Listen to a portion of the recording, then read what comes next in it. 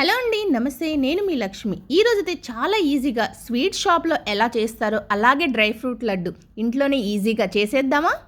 First ఒక mixie jar తీసుకొని 1 cup దాకా విత్తనాలు లేనటువంటి ఖర్జూరాలు వేసేసి ఇలా కోర్స్గా గ్రైండ్ చేసుకోవాలన్నమాట. మరీ మెత్తగా అస్సలు చేసుకోవద్దు.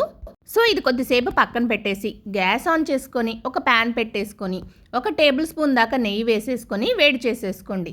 సో నెయ్యి వేడయ్యాక దీనిలోకి ఇప్పుడు 1/4 కప్పు దాకా బాదం పప్పు పలుకులు ఇలా చిన్న చిన్నగా కట్ చేసి వేసుకోవాలి. దాంతోపాటు 1/4 కప్పు పిస్తా పలుకులు, 1/4 కప్పు జీడిపప్పు పలుకులు వేసుకోవాలి. తర్వాత 1/4 కప్పు వాల్నట్స్ కూడా వేసుకోవాలి.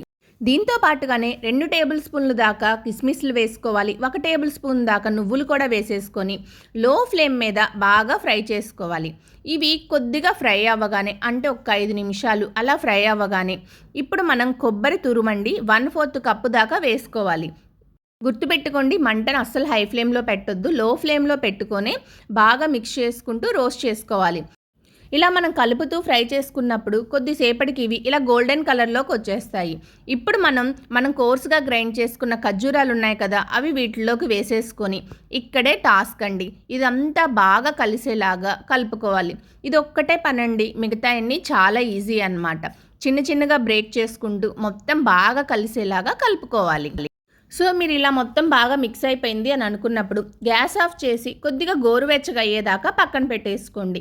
మనం లడ్లు చేసుకునే విధంగా వేడున్నప్పుడు చేతికి నెయ్యి రాసేసుకొని మళ్ళీ మొత్తం కలిసేలాగా చేత్తో బాగా మిక్స్ చేసేసుకోండి. తర్వాత కొద్ది కొద్దిగా తీసేసుకుంటూ లడ్డులాగా చుట్టుకోవటమే. చాలా ఈజీ అండి. ఒక్కసారి చేసుకున్నాం అనుకోండి మళ్ళీ మళ్ళీ చేసుకుంటారు. టేస్ట్ అయితే అచ్చం స్వీట్ షాప్ స్టైల్లో వస్తుందన్నమాట. మీరు కూడా కంపల్సరీ ట్రై చేయండి. ఎలా వచ్చిందో కామెంట్ బాక్స్లో కామెంట్ చేయండి. నా వీడియో నచ్చితే లైక్ చేయండి, షేర్ చేయండి, సబ్స్క్రైబ్ చేసుకోవడం అస్సలు మర్చిపోవద్దు. Thank you.